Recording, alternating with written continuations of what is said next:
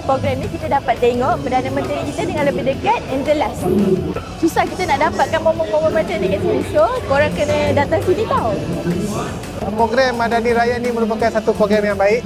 Kerajaan dapat mempamerkan perkhidmatan-perkhidmatan yang sedia ada.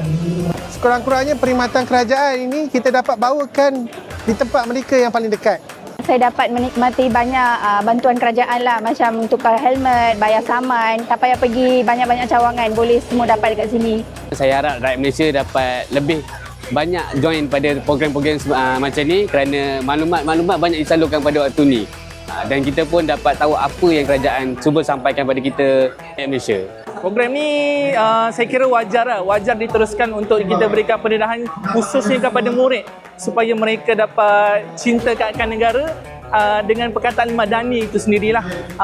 Sebab di sekolah pun sudah didedahkan dengan banyak pertandingan dan juga program-program untuk menyokong dasar madani ini.